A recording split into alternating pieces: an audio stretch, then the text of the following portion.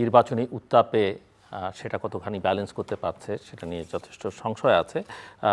নির্বাচন কমিশনের বিধিনিষেধ ও নির্বাচনী প্রচারণা অনেকখানি সীমিত হয়ে আছে এখন পর্যন্ত, যদিও গণভোটের একটা প্রচারণা সরকারের দিক থেকে চালানো হচ্ছে। সরকার বিভিন্ন এনজিওকে ডেকে হ্যাঁ ভোটের পক্ষে, বিভিন্ন রাজনৈতিক দল আস্তে আস্তে শুরু করেছে। এমনকি যে জুলাই চার্টার যাদের দাবি ছিল তারা সেই চার্টারে স্বাক্ষর না করলেও এনসিপি তারাও গণভোটে হ্যাঁর পক্ষে ইতিমধ্যেই বোধহয় 270 জন অ্যাম্বাসাডার তারা নিয়োগ দিয়েছেন যারা গণভোটের পক্ষে হ্যাঁ প্রচারণা চালাবে।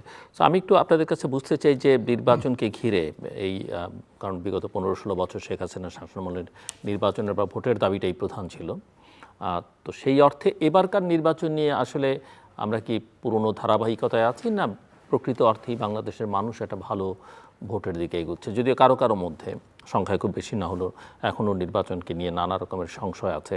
আদৌ নির্বাচনটা শেষ পর্যন্ত হবে কিনা, হলে সেটা কেমন হবে, একটা ফার্সিক্যাল ইলেকশন হবে কিনা, সংঘর্ষের চিত্রটা কী হবে, কত মানুষের প্রাণহানি ঘটবে। কারণ দেশের আইন শৃঙ্খলা পরিস্থিতি নিয়ে উদ্বেগের যথেষ্ট কারণ আছে। এখন পর্যন্ত রেইসে যারা আছে, ঘোষণা দিয়েছে যারা নির্বাচন করবে, সবাই শেষ পর্যন্ত এই রেসে থাকবেন কিনা, কারণ তারা নানা রকমের প্রশ্ন তুলতে শুরু করেছেন। লেভেল প্লেইং ফিল্ড নেই। এবং অনেকে মনে করেন যে মাঠের অবস্থা যাই থাকুক, প্রশাসন বা নির্বাচনকে যারা ম্যানেজ করেন সেই জায়গায় পক্ষপাতিত্ব করবার বা ইঞ্জিনিয়ার করবার লোকজন অনেক জায়গায় বসে আছে। তো ফলাফলটা অনেকে আবার মনে করেন সাধারণভাবে পারসেপশন যা ফলাফলটা এরকম হতে পারে সেটা উল্টেও যেতে পারে। অনেকটা 1991 সালের নির্বাচনকে অনেকে সামনে টেনে নিয়ে আসেন। সো আমি মোটা থেকে নির্বাচন কেন্দ্রিক আমার কাছে মনে হয় যে এই বিষয়গুলো ধরে যদি একটু আপনারা আলোচনা করেন। মিস্টার শামসুজ্জামান তুকু, আপনি। আপনাকে ধন্যবাদ জিলু ভাই, শুভেচ্ছা শামীমকে, আর যারা দেখছেন তাদেরকে শুভেচ্ছা অভিনন্দন, ধন্যবাদ। অনেকগুলো প্রসঙ্গ আসছে এবং সবগুলো যৌক্তিক। মানে একসঙ্গে বললাম, প্রত্যেকটা একটা আরেকটার সঙ্গে রিলেটেড, সেজন্য আর কি। হ্যাঁ, তো স্বাভাবিক কারণে যেমন গণঅভ্যুত্থানের স্পিরিটটাই হচ্ছে একটা ভালো নির্বাচন, মানুষের অধিকার ফিরিয়ে দেওয়া, মানুষের ভোট অধিকার ফিরিয়ে দেওয়া। গণঅভ্যুত্থানের আগে পতিত যে সরকার তিনটা ইলেকশন জাতীয় সংসদে করেছেন এবং সেই সময় যারা নির্বাচনে গেছিল, সরকারি দল বিরোধী দলে সেই সময়ের অনেক বক্তব্য ছিল, কিন্তু আলটিমেট ওই স্রোতে চলে যেতে হয়েছে। কারণ ওই সরকারে যে ফ্যাসিজম বা কর্তৃত্ববাদী চরিত্র, সেই চরিত্র রোধ করা সম্ভব হয়নি। স্বাভাবিক কারণে যেটা তারা করতে পারত সেটা তারা করেনি। যেমন শেখ হাসিনা তো বোধহয় 96-এও ইলেকশন করে, মানে ভোটের মধ্য দিয়ে তিনি প্রধানমন্ত্রী হয়েছিলেন, কিন্তু সেই ধারাবাহিকতা তিনি 14 সালে বর্জন করেন। তো এই থেকে শুরু হলো ক্ষমতা প্রীতির রাজনীতি ওই সময়। তো এটা বলতে গেলে অনেক বড় লম্বা একটা ঘটনা। শুধু এইটুকু আমি বলি, ওইটি যদি গণতান্ত্রিক ধারায় রক্ষা করা যেত তাহলে পরে বাংলাদেশের চিত্রটা ভিন্ন রকম হতে পারত। যেহেতু হয় নাই, 54-55 বছর ইতিহাসে কখনো প্রত্যাশাকে ছাপিয়ে অনেক কিছু পাওয়া গেছে, আবার কখনো কখনো প্রত্যাশার সঙ্গে বাস্তবতার কোনো বিষয় ছিল না, মেলেই নাই। কিন্তু একটা জিনিস আমার কাছে মনে হয় খুব স্পষ্ট, এই অঞ্চলের মানুষ গণতন্ত্র প্রিয়। এই অঞ্চলের মানুষ গণতন্ত্রের জন্য যুদ্ধ করেছে, লড়াই করছে সুদীর্ঘকাল, কখনো পেয়েছে কখনো পায় নাই।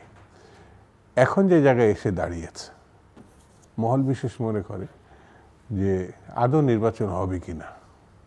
তাদের কাছে একটা প্রশ্ন, যে ক্ষমতা ধরে রাখার অভিপ্রায়ে অনেকে অনেক রকম কাজ করতে পারে।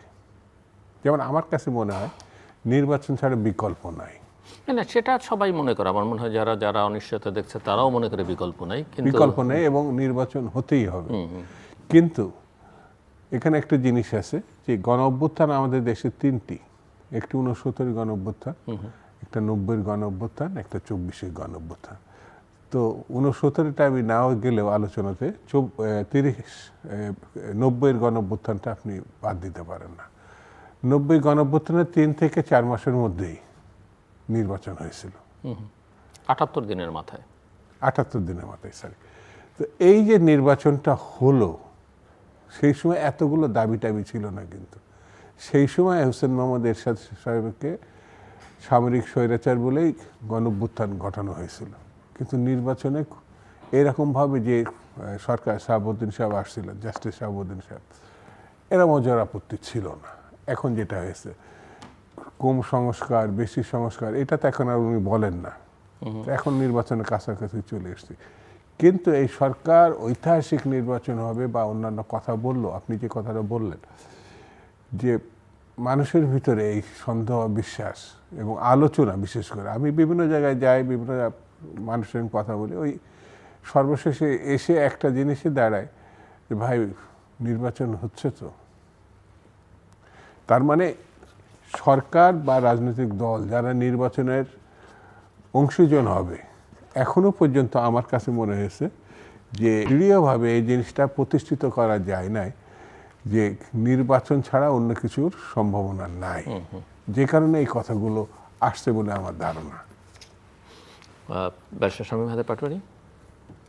জি, আসলে ওই যে নির্বাচনের আর মাসখানেক বাকি আছে, কিন্তু এখনও এই প্রশ্নটাই শুনতে হচ্ছে ভোট হবে কিনা, আমাদেরকে জিজ্ঞেস করছে, এবং এই প্রশ্নের উত্তর কোনো রাজনীতিবিদ দিতে পারছে না।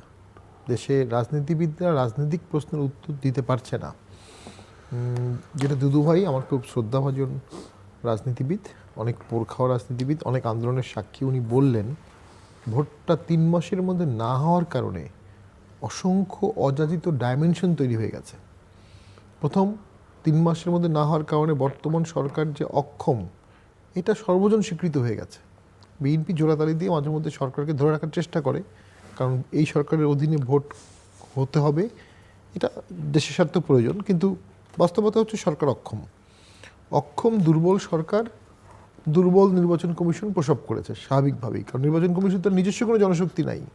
সরকারের 18 লক্ষ জনশক্তি নির্বাচন কমিশনের জনশক্তি, সেখানে আপনি একটা বড় অংশকে ট্যাগিং দিয়ে দূরে সরিয়ে রেখেছেন, এসপিকে আর্মস ছাড়া রেখে দিয়েছেন, বেশ কিছু এসপিকে আপনি প্রোটোকল অফিসার ছাড়া উজিরে খামাখা করে ডেস্কবিন রেখেছেন। এটা কারণ থাকতে পারে, কিন্তু তাদের অনেকেই বর্তমান সরকারকে এবং ভবিষ্যতে বিএনপি সরকারকে তাদের অভিজ্ঞতা দিয়ে সহযোগিতা করতে প্রস্তুত ছিল। এটাই বাংলাদেশের ব্যুরোক্রেসির ক্যারেক্টার, সবসময় তাই হয়েছে। দুর্বল হয়েছে, অক্ষম হয়েছে, স্বাভাবিকভাবে মানুষের মনে হচ্ছে যে বাড়ির পাশে অফিসে আগুন হচ্ছে, মব হচ্ছে, পুলিশকে ধাওয়া দিচ্ছে, আর্মিকে ছিছি বলছে, তো ভোট করবে কীভাবে সরকার? এটা মানুষের মধ্যে শঙ্কার সৃষ্টি হয়েছে, কারণ সরকার ভোটের জন্য যে ন্যূনতম ফার্মনেস, যে যে দেশের নিয়ন্ত্রণ নিতে হবে, সেটা সরকার কখনো নিতে পারেনি। আর সরকার প্রথম দিকে ভোটও চায়নি। সরকার ডক্টর ইউনূস স্যার যখন আমাদের জানাজায় গিয়েছিলেন, সেখানে 10 বছর 5 বছর 5 বছর, এগুলো আর্টিফিশিয়ালি উনি তো মাদির সঙ্গে মেহেদী হাসানের সঙ্গে ইন্টারভিউতে বলেছেন 50 বছরও তো লোক চায় তাকে 50 বছর, এটা বলেছিলেন। আরেকটা কথা উনি বলেছিলেন যে নেক্সট গভর্নমেন্ট না, ও যখন মেহেদী সাহেব তাকে বললেন তাহলে ফেব্রুয়ারির পরে আপনি আর থাকবেন না, বলছে until next government take over. তো এটার মধ্যে কিন্তু একটা ভেগনেস আছে। তো সেইখানে একটা পরিবর্তন হলো 25 তারিখে জনাব তারেক জিয়ার চলে আসা। জনাব তারেক জিয়া কেন 15 মাস পরে আসলেন, এই প্রশ্নের উত্তর আমি কখনোই পেলাম না। যেখানে শেখ হাসিনার পতন হয়েছে, পালিয়ে গেছে শেখ হাসিনা, 5ই আগস্ট পালিয়ে গেছে। শেষে আসার কয়েকদিন আগে একটা ফেসবুকে স্ট্যাটাস দিয়েছিলেন যে এটা ওনার উপরে নির্ভর করে না, সেটা প্রকাশও উনি করতে পারছেন না। ওনার ভয়টা কি, তখন মনে হয়েছিল যে ওনার বোধহয় আসাটা আরো বিলম্বিত হবে, কিন্তু খুব অল্প সময়ের মধ্যেই এসেছে। অর্থাৎ ওই যে বললাম 15 মাসে অনেক ডাইমেনশন দাঁড়িয়ে গেছে। তার মধ্যে একটা জেনুইন আশঙ্কা হচ্ছে ইসলামিক মিলিটেন্সির। বাংলাদেশ 16 কোটি 18 কোটি লোকের নিরীহ মুসলমানের, আলাভোলা মুসলমানের দেশ। প্রচুর দরিদ্র লোক আছে, প্রচুর জবলেস লোক আছে। এখানে ইসলামিক কিছু করা খুব সহজ, ইসলামিক সুইসাইড বোম্বার করা খুব সহজ, এবং মোটামুটি গণতান্ত্রিক দল হিসাবেই জামাত বা শিবির ক্লাস 5 থেকে একটা পাইপলাইন তৈরি করেছে, সেটার সুফল তারা পাচ্ছে।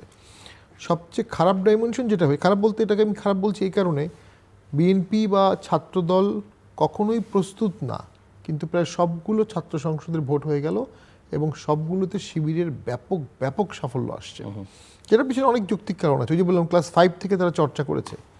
প্রবলেম হবে কি, সামনের সরকার যখন যদি বিএনপি হয়, বিএনপি যখনই এমন কোনো আইন করবে বা এমন কোনো পদক্ষেপ নেবে, যেটা জামাত শিবির ডিস্টার্বড হবে, বাইতুল মোকাররম থেকে সমস্ত শিক্ষা প্রতিষ্ঠান সব মিলে ঢাকা শহর অচল হয়ে যাবে। বিএনপি শান্তিতে দেশ চালাতে পারবে না, তাকে ইসলামিক শক্তির সাথে কম্প্রোমাইজ করতে হবে। যদি পার্লামেন্টে এই দুটোর বাইরে থার্ড কোনো ফোর্স, ভালো সংখ্যক এমপি না থাকে, ব্যালেন্সের জন্য দরকার।